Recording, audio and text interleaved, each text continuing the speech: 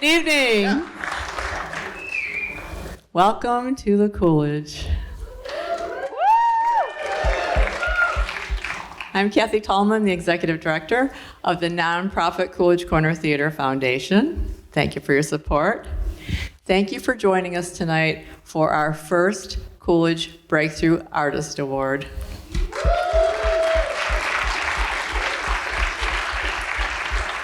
Our sponsors are listed in your program. I want to especially point out our new board chair, and David Rosenthal, and his wife, Sally Abrams, who are lead sponsors, who inspired generosity from many others. Thank you. Of course, I have to thank the Coolidge team, because nothing happens without the Coolidge team. And everything that happens is great, and we have an awful lot of fun doing it, too. Beth Gilligan is our deputy director, and she is the driver behind this award, and she will introduce the inspiration and our first honoree.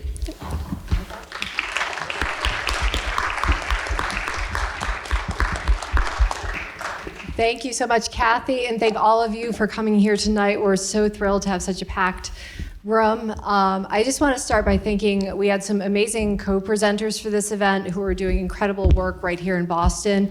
So I just want to start by acknowledging them. They are Clotrudis Film Society, Cinefest Latino Boston, IFF Boston, Rocks Film, The Theater Offensive, and Wicked Queer. So please, give it up for them.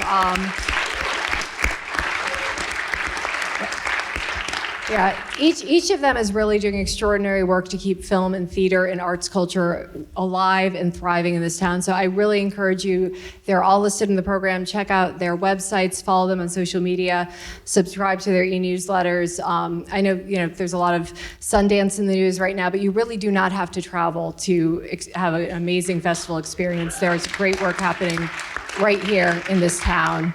Also want to thank the staff. It's really an incredible team here. Everybody put their heart and soul into this event, as they do everything. So I feel lucky to be a part of that team. And I just wanted to give everybody a little bit of background as to how this event came to be, because it's really part of us just thinking about our future. If you didn't enter through the Center Street parking lot, you won't have, there is a giant expansion project. It's 14,000 square feet, 2 new screens, an education and engagement center. It's gonna allow us to do so much more work like this, working with filmmakers, partnering with these great organizations. It's debuting later this year. But just in thinking and planning for our future, we really started thinking about, what is the future of film and of this medium? And it struck us as like, this is really the ideal time to honor and celebrate the bold and innovative artists who are working in our industry today. So it was like flashback to this fall. I was at the Bratton Theater, another amazing arts institution here in Boston, with my colleague Jamie Webb. We were in IFF Boston fall focus screening of The Inspection. And then, it was all of a sudden, because we'd had a lot of conversations over, as a team about we should honor up-and-coming artists, definitely. It was always kind of vague. And then when we saw this film, it immediately came into focus. It was like it had to be Elegance. We were so floored by it. It was a voice and a story we hadn't heard. It was told with such sensitivity and compassion. The performances are amazing. I'm not going to go too far into it, because I know it's the first time many of you are seeing it. But we just were absolutely blown away by it. And so we sent an invitation to Elegance. To our delight, he said yes, and we are just thrilled to welcome him here tonight. So please join me in giving a big Coolidge welcome to Elegance Bratton.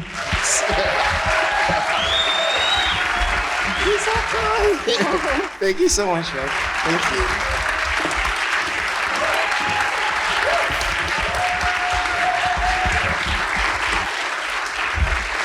Wow.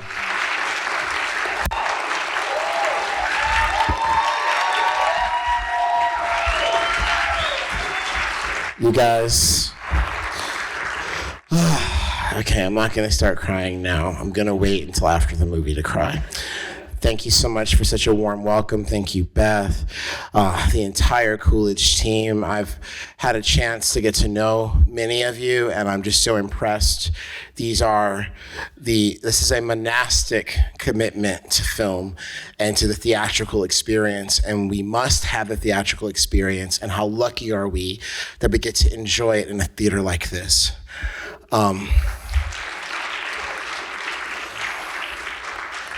And I have to, do my things and say thank you to A24, thank you to Game Changer Films. Without them taking a risk on me and my story, I would not be here right now. So I'm really grateful to them. But more than anything, I'm grateful to the love of my life, my partner, my love, Chester. Thank you for supporting me. Thank you. Chester produced this film, and that you'll see in the credits, but more than anything, Chester always reminds me to have integrity and to try to live up to the ideals that this film is all built in. So I appreciate you keeping me on target, and I love you very much. And I want to just let you know that this film comes from a very personal place. I was kicked out of my house when I was 16 for being gay. I spent the next 10 years homeless. And then at a certain point, I tried to come back home. I was in a shelter, and my mom suggested I join the military, to which I was incensed. It was just 2005. Kanye was on TV talking about George Bush doesn't like black people. I agreed with him. And the last thing I thought I would do was put my life on the line. However, at that moment in my life, I felt completely worthless. I felt like I had no place in this world that was meant for me. I felt really, really alone. And I was lucky enough to have a drill instructor tell me that my life had value, meaning, and purpose because I had a responsibility to protect the person to my left and to my right. That concept was enough for me to hold on to and to climb out of the muck that I had found myself stuck in. And I truly believe that concept is enough for us to fix this world that we're living in. We are in a very polarized moment in history. By the day, our country seems to be cleaved right down the middle. And we have forgotten how to talk to one another across our differences. We have forgotten that we are absolutely essential for each other's survival. There is no getting through life without all of us. So I made this movie. Thank you. Thank you. I made this film for anyone who's ever been told that they're not enough, for anyone who's ever felt like they're alone. I hope that by the time you finish watching this film, you know, like I know, that you are enough, that you matter, because you have a responsibility to one another. So lastly, I just want to say thank you for giving me the inaugural Breakthrough Artist Award. I had the pleasure of filming an interview upstairs in an office where I got to see the wall of people who've won Coolidge prizes before me, people like Julianne Moore, the great Jane Fonda. And the funny thing is, I was on the phone with Fonda a couple of days ago, and I mentioned the fact that I was getting this award, and she was really impressed. So thank you for allowing me an opportunity to impress Jane Fonda, and enjoy the show. I'll see you after for the Q&A. Thank you. I have so much I want to ask both of you, and I know I have limited time, so I'm going to try to make the most of my time I have. When you watch the film, and I'm sure you've seen it several times, do you watch the film or do you watch the audience watch the film? Both, especially when I'm editing a movie. Like we did test screenings in New York and Texas, and I'm always trying to cheat and like look at people watching it, because I had this book in film school called In the Blink of an Eye by Edward Murch, and he says that you could tell if a movie is working by how people blink.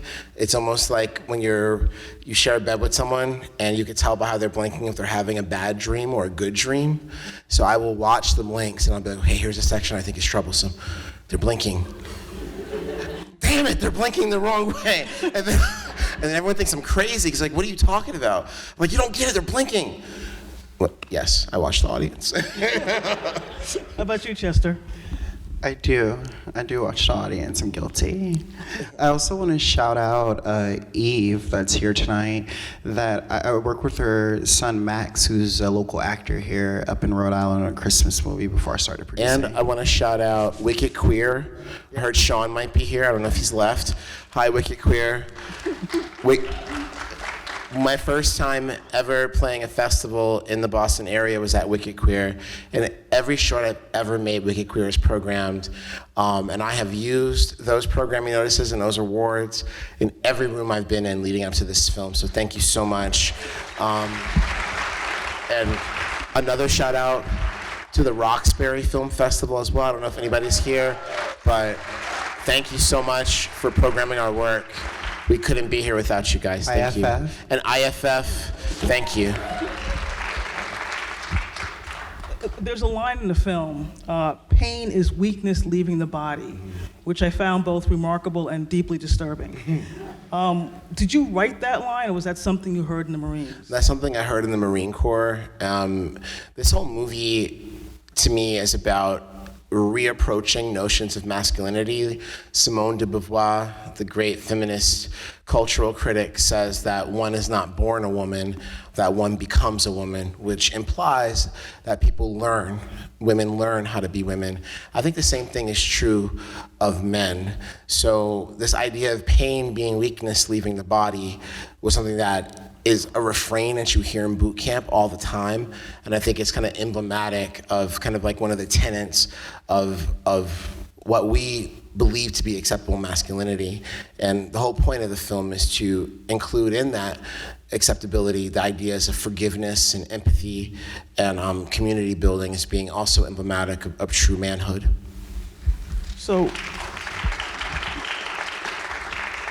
So in making this film, what left your body? Oh man. What did you let go of?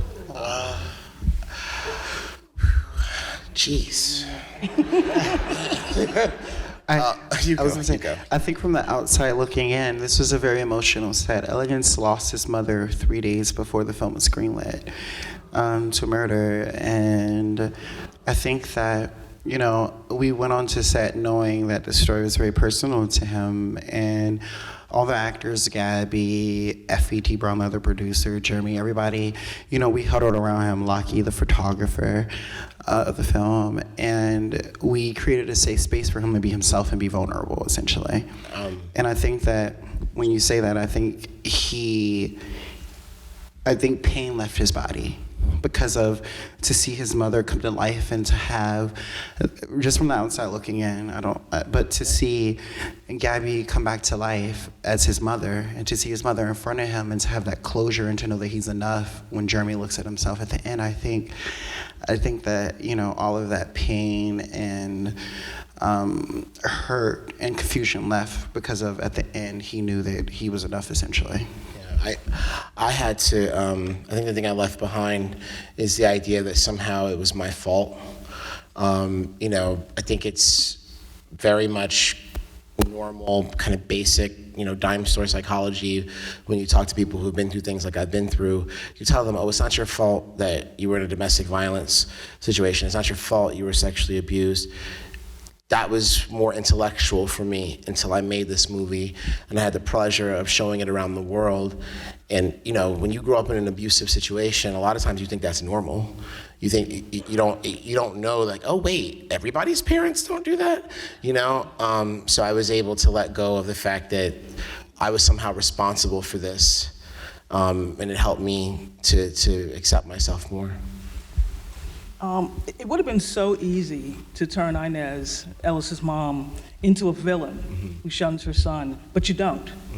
So tell me about bringing that character to the screen and threading the needle in how she's portrayed. You know, unfortunately, my mother and I didn't really speak at the end of her life. We hadn't spoken for over 10 years. And when she was killed, I had to go and I had to, you know, clean her house. And I went into this situation very much prepared and at times confirmed that she still held a lot of animosity towards me. But when I got a chance to go through her home, I saw like all of the little articles about my films were around her computer.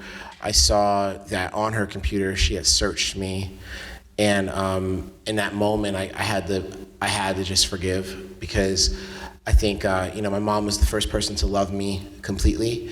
She's also the first person to ever reject me wholly, and my mother was a very complicated woman. And what I've come to learn from this is that you can't give somebody something that you haven't been given. And she had never gotten the unconditional love that I so desperately needed from her. But when it comes down to it, every person is a human being, even a bad one, and even a person who does bad things. But we're not defined solely by what we do. There is also the possibility for change, and there's the possibility that, even if you don't get it right in your lifetime, I do think you deserve love.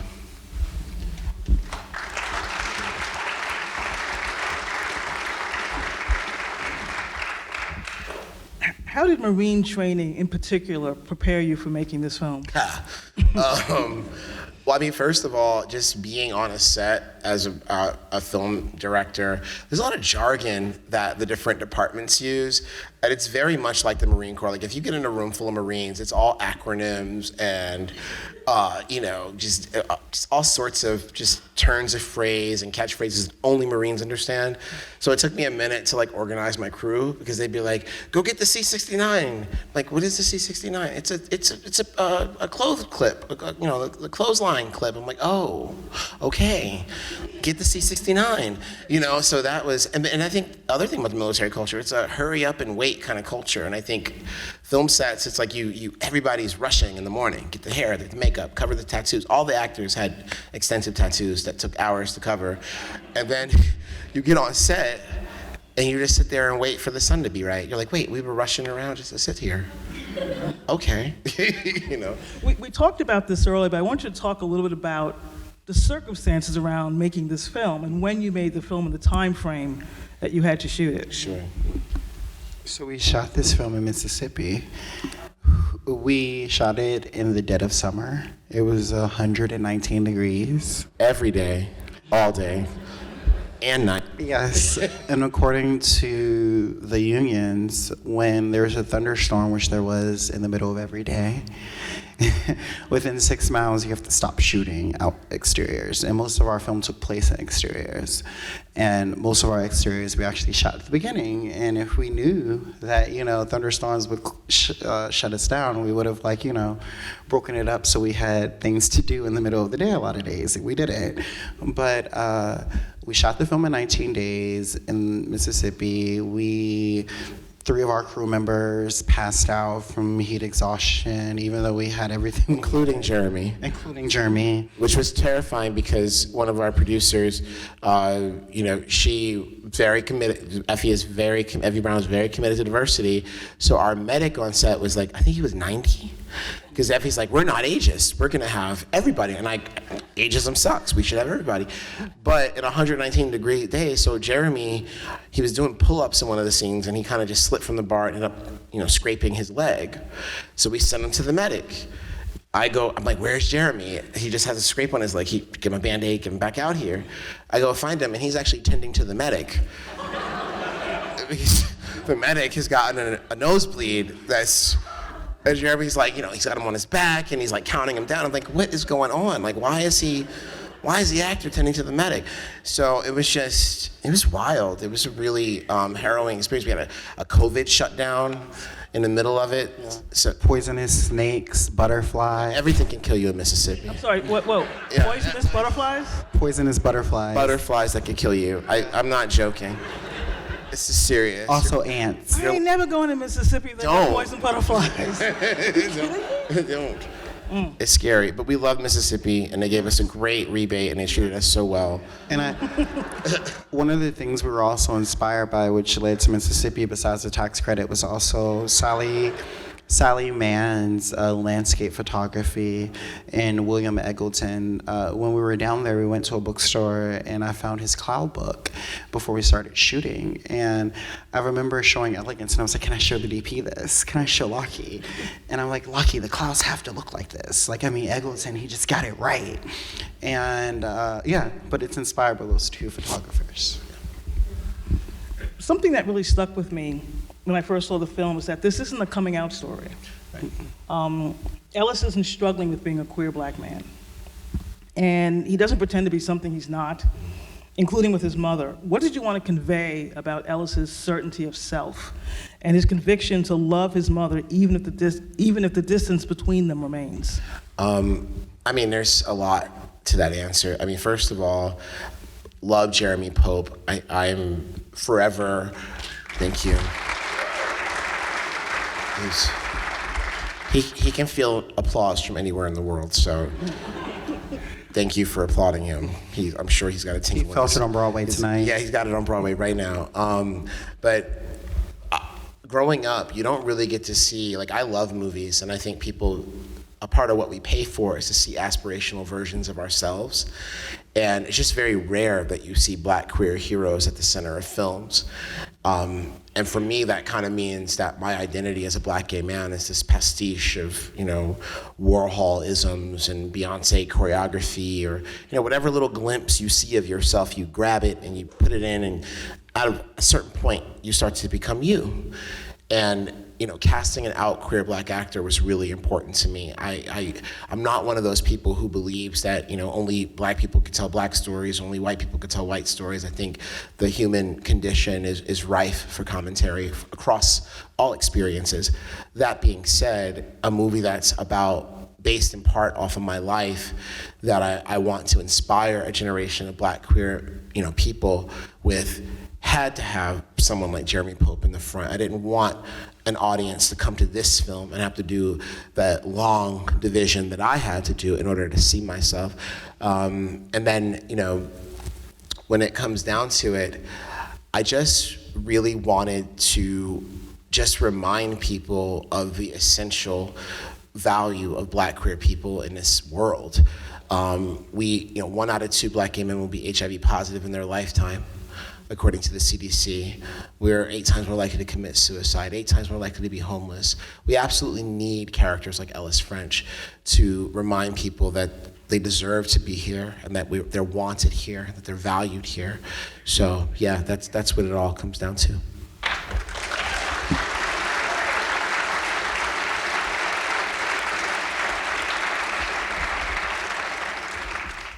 You mentioned that your mother was killed a few days before the film was greenlit. And I read that you made the movie to reach out to your mom. What impact, if any, did her death have on the film you ultimately made? And how do you think she would have received it? Well, love Gabrielle Union, that's Bae. She's literally took this whole project on her shoulders and made it possible for all of us to work. So to her, I'll forever be grateful. However, even casting Gabrielle was a part of me reaching out to my mom. Because I know for a fact if she didn't pick up my calls, if somebody called her and said, Gabrielle Union's playing you in a movie, she was gonna watch that movie. So, I don't know. I don't know the answer to that question. I would hope that she would have watched this and at the very least found out what happened to me when I left. Because, I've lived a lot of life to get to this point, and make no mistake about it, I wouldn't be here without the sacrifices my mother made. So I would hope that she would watch this and be proud of herself for what, even though she made some mistakes, I think that, in the society we live in, as a black woman, there just isn't a lot of thought about you achieving the American dream. And very often, my mom would try to just whittle herself down into whatever form she thought she needed to take so that she could have an opportunity to keep me safe and to keep me housed. And although she wasn't good at keeping me safe in the house,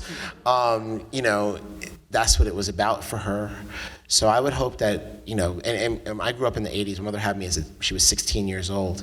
I left home when I was 16. I grew up in an 80s of Reagan. And Reagan, villainized unwed black mothers, teen mothers. A whole culture was designed to make my mother feel like she was less than, and that she was gonna raise a statistic. And that somehow, some way, her faulty morality would lead to my faulty morality. And I would hope that she would watch a movie like this and be like, well, that's me, I did that. And I hope she would have taken pride in it.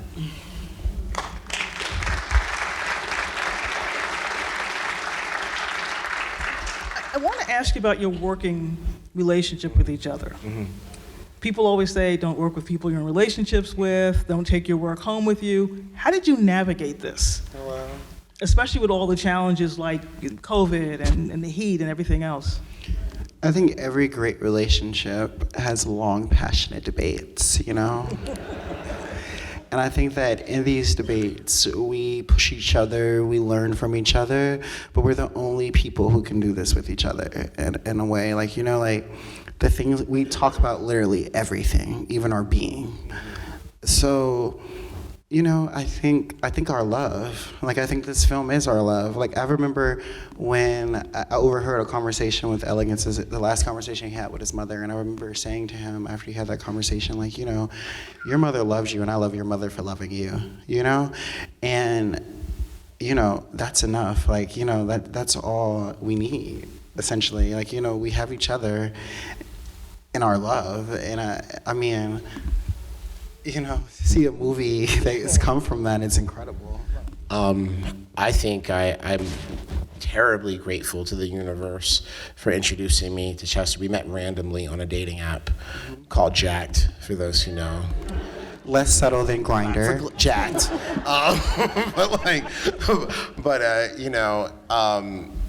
I had no idea that I was meeting someone that could not only tolerate, but accept me. Someone to whom I can be boldly honest all the time, and someone who's always and forever has my back. And I don't know if it's possible to achieve this without that kind of support. And on top of it, Chester's a badass producer as well. And this is our first movie, and anybody who's made a first feature. Our second movie. Our first fiction film, our second movie, but our first movie with a studio. And Chester took on the unenviable task of being in the middle between my vision and the studio's pocketbook. And I think you handled that with an incredible amount of grace. And I think this movie is better because you were a part of it, and I can't wait to make more movies with you.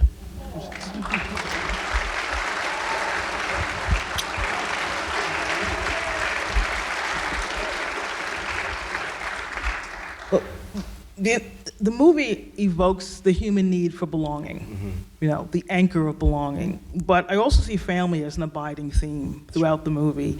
And we see essentially Ellis's three families. The people he knows on the street and in the shelters, the Marines, and of course with his mother. Was that intentional? And so talk about the role of family in this movie, those we're born to and those we make and find, and how the film broadened ideas and how your own ideas about family broadened by making this film. Wow. These are some very good questions. Really, these are some of the best questions we've had. Where were you at on the Oscar campaign? Girl, we needed you to do some Q&As. We didn't come back. But you know where to find me. I think let's start off with that question about family. The answer has to begin with the idea of institution and the family. In the world that everybody's world, whether you're Western, Eastern, Democratic, something else. The family is kind of like the base unit that informs how our governments work and informs how we deal with faith. The whole apparatus of society begins at the domestic. And for me, I wanted to create a film that was about parallelisms. Even the color palette of the film, when we're in Inez's home, because she works in the prison. And believe it or not, the prison industrial complex, its main job is to become kind of like a patriarchal representative for those who have fallen out of favor of the law, right? And that's a place where French grew up. And when we're in her home, there's no room for him in that home. It's filled to the brim with all of her beliefs, all the things that she holds dear. In the script, it's described, as walking through this room as an experience of physical abuse, let alone whatever her opinions or treatment of this character will become. And then, we double down in the homeless shelter, right? And to me, the homeless shelter is somewhere between the prison and the street. It is a system like any other that can institutionalize someone behind a certain type of kind of quid pro quo of how one gains survival. And then you add in that the Marine Corps, the boot camp environment, which is, I think boot camp is like a mix between like summer camp, jail, and like a fraternity, and so the locations themselves become the apparatus from which family can be thought about. And then, but the thing is, every family is dysfunctional. There is no perfect family. Every family has trauma. Every family has secrets. Every family has retribution, and every family has the possibility of redemption. So for French, he grew up in Don't Ask, Don't Tell. And he ultimately has to resort to kind of what I like to call radical and defiant empathy, right? In other words, you get more flies with honey than you do with lemons, right? And in that moment, he goes to boot camp thinking that he's the one who's gonna be the outsider because of his feminist, because of his queerness, what have you, but then discovers that every man in boot camp, including the drill instructors, are given an impossible task: how to be a perfect Marine, how to be a real man, and they all quickly realize that they rely on each other's validation, each other's approval and acceptance in order to meet that standard. So in terms of how this movie talks about family, it's just that. This is family. We need each other to see each other, to appreciate what we're contributing so that we can become the best versions of ourselves. I also want to add to that. At the beginning of the movie, someone who's become a part of our family is Crystal LaBeija, that's also on Pure Kids, and she opens this film at the beginning of the train stop. And next month, we're releasing the Blu-ray and DVD, so there's like maybe 8 deleted scenes that you can catch too. Since the film was released, have you heard from any of the Marines you serve with? Mm-hmm. Yeah, have I heard? I've been trolled by every Marine I've served with this whole time. I mean, the thing is, we didn't have military permission to make the movie, so there's all these inconsistencies between how the uniforms appear in this film and how they actually appear in the real Marine Corps, which is intentional. We had to create our own uniform rules that had to deviate from the actual thing. So you couldn't use the actual look, the actual like in terms of like, for instance, be a little different. Yeah, like for instance, your ranking sits at a certain spot on your shirt, and we shifted that 1/4 of an inch. The hat fits a certain way on your head, and we shifted that like 1/4 of an inch. So my Marine buddies have called me up and texted me like, "What the hell's going on with this hat, Marine? Why does it look like that?" I'm just like, "Dude, please, I can't. No, what do you mean? You're a Marine. You should know better." So I get a lot of that from my friends, and then I also get a lot of surprising things. Like, for instance, Don't Ask, Don't Tell may have gotten its name in the 1990s, but really since the end of World War II, career service members were forced to serve in silence. And many people were dishonorably discharged because of who they chose to love, even though they risked their lives for their country. So I've gotten calls from all sorts of people who've been discharged and told me, like, thank you for telling the story. Thank you for putting my truth out there. So there's that. And then I also get calls. I got a DM from this straight Navy guy, like muscle dude. And he was like, when I joined the Navy, I was 17 years old, and me and my father, we had stopped talking. And I had to go get my birth certificate, and that was so awkward for me. And I've never seen a movie that shows that before. And this white straight guy writes me, "Thank you for telling our story," which just kind of blew my mind, because I just never expected that. I didn't expect someone so different from me to see themselves in my story. How familiar were you with Don't Ask, Don't Tell when you joined? What are you asking? I'm asking if you were familiar with the rule. I mean, I had friends who were in the military at the time. Did you know? Yeah. What I it knew. entailed? I knew every time I went to bed with a man, I was taking a risk, and I still did it. Was there any moment where you thought, yeah, I got to get out of here. I can't be here. Oh no, my alternative. I was in a homeless shelter before I joined the Marine Corps, so to me, this was it. I needed this to change my life. I needed to commit to it. I needed to, honestly, my name is Elegance. Pretty much every room I've ever walked into, my whole life, everyone knows that I'm black and gay before I even show up. And that has led to a lot of ostracism. That has led to a lot of just rejection in my life. So I felt like being named Elegance, it's like nobody wants to play catch with you. Nobody wants to fix the car with you. And those are the spaces where men pass privilege to each other. That language, I'm not saying that's a good thing at all. I think sexism is horrible. But, James Brown said it, it's a man's world. And if you're a man who doesn't know how to be a man, then you're really out of the loop when it comes to, certain access to this society. So, the Marine Corps gave me the first team that I ever joined that could not reject me. Right, so I felt like I needed this education in order to get in the game, and for better or for worse, it worked out. Yeah. One of the sweetest messages that came in during the movie release was from an admission advisor at Columbia, actually. That's right. And she wrote Elegance and said, because of your name, people with names like yours, I now, fight for to get into the school.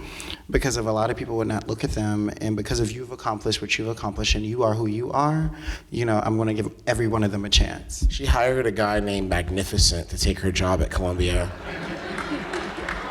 I'm pretty sure he was gay. I'm not sure how much time we have left, so I want to make sure I get this in. It's on topic, off topic. There were many extraordinary films made this year by black filmmakers, actors, actresses, writers.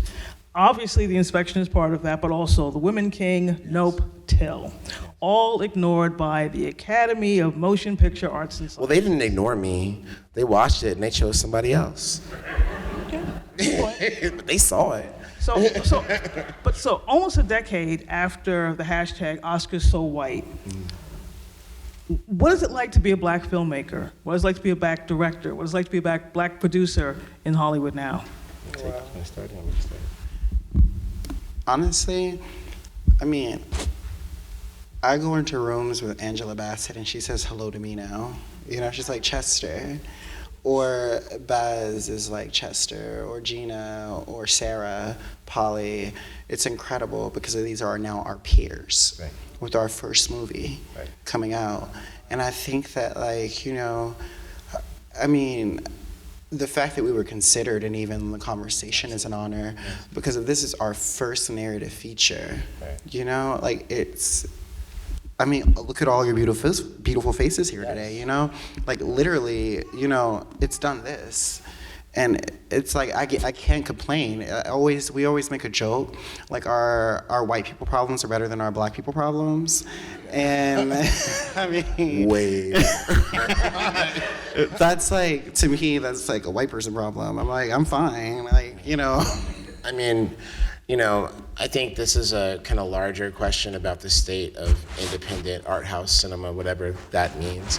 But, I think I come from the school of thought that it's hard to be a black storyteller. It's hard to tell independent films, to go out and get them made. It's hard to get an audience. Thank you so much for coming, being such a wonderful audience. And at the end of the day, I'm still gonna do it. I'm not gonna stop. They're gonna continually have to consider my films.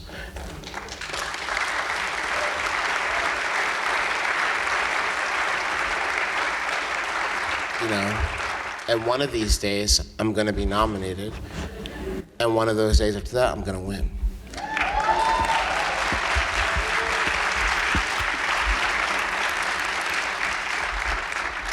I don't have a single doubt in my mind that you are both going to be on that stage, getting that weird little gold statue. That little gold white man. That little gold. Is he white? Is he Latino? I think I read somewhere that the Oscar is Latino. Is that true? I don't know. Y'all can Google that later and let us know. But I want to thank you both, not just for doing this tonight, but this film. As triggering as it was for me in many different ways, it is a remarkable work of art. Thank you. And I cannot praise it highly enough or recommend it highly enough. So big applause for both Elegance and Chester. Thank you. You can take it out. We don't want to touch it because we put fingerprints on it. So the first fingerprints on it should be yours. Yeah, well, it's all heavy. Oh, wow. Elegance, it gives me great pleasure, and I am so honored on behalf of the Coolidge team, the Coolidge community, all of us, to present this symbol of an award that means so much to us to give to you. Thank you for accepting it. Thank you for your fine work. We know we're going to see you again. We can't wait to see and be part of all your successes. Thank you so much. Oh, thank you. Thank you so much. Awesome, I love you. I love you too. Thank you. Thank you so much. Thanks for this awesome award. And I love how heavy it is. I'm gonna use this as like the ultimate like doorstop in my house. I'm just playing. No, I'm overwhelmed to be in conversation with the artists that have been honored by the Coolidge. And you know, when I got a chance to do an interview earlier upstairs, and I saw the wall of people like Jonathan Demme and Werner Herzog and just so many people that I admire, to get a breakthrough lets me know that what direction I'm going in. And I take it really, really seriously.